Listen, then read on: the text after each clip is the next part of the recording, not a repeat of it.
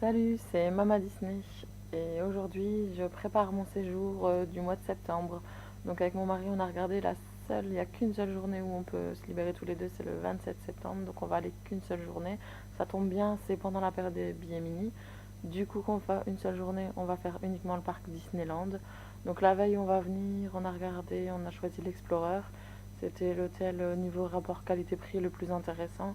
Donc c'était un des moins chers en fonction de ceux qui pouvaient offrir une piscine. Donc comme ça on va pouvoir profiter la veille vu qu'on peut partir à partir de midi de la piscine et aussi de la salle de jeu. Donc j'ai deux enfants en bas âge donc c'est top pour les occuper la veille.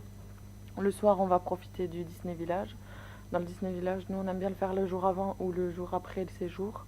Donc on profite de World of Disney pardon, pour acheter des souvenirs donc soit avant soit après. On passe toujours du temps dans le Lego Store aussi. Donc mon petit garçon il a 4 ans, il est juste trop fan de Lego. Alors en plus avec les grandes statues, il adore.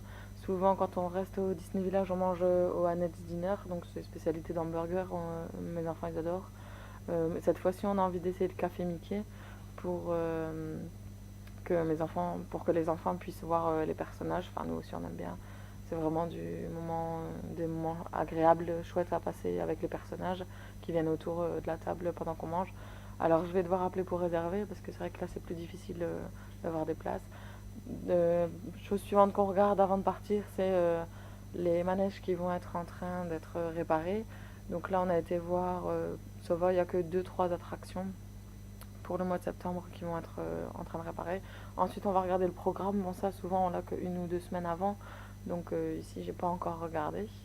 Mais souvent, comment on fonctionne, on commence toujours par Discoveryland. Donc, parce que mon mari, c'est le land qu'il préfère. On prend des fast-pass pour Buzz l'éclair.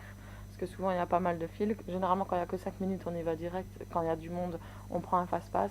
Et pendant ce temps-là, mon mari fait Hyperspace Mountain en single rider. Donc c'est la file où il va tout seul. Et quand il ressort, il demande un baby switch en fait. Donc après, c'est moi qui fais l'Hyperspace Mountain parce que forcément, on ne sait pas le faire avec nos petits bouts. Mon petit garçon, il n'a que 4 ans. Ensuite, on passe à Frontierland, donc après Buzz l'éclair. On passe à Frontierland, on prend des fast-pass à Big Thunder Mountain.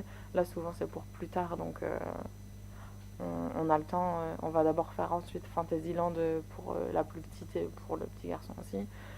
Ensuite, on va à Adventureland pour terminer un petit peu la journée, se promener dans ce land-là. On fait Pirates des Caraïbes également. Donc ici, c'est vraiment Adventureland. Il y a une autre vidéo où j'en parle déjà, mais c'est vraiment un land où c'est plus pour se balader. Donc je dis, on termine par Pirates des Caraïbes. Ensuite, on va retourner à Frontierland pour faire le Big Thunder Mountain. Mais dans Adventureland, on aime bien se promener. Mon fils adore le bateau pirate avec la tête en forme, le rocher en forme de crâne. Moi, j'adore aussi Indiana Jones. Souvent, c'est l'attraction qu'on fait aussi en Baby Switch. Si vous avez aimé et que vous voulez d'autres vidéos, je vais essayer d'en faire sur le parc. J'ai qu'une seule hâte, c'est d'aller le 27. Et abonnez-vous, comme ça vous verrez toutes mes vidéos. Bisous bisous.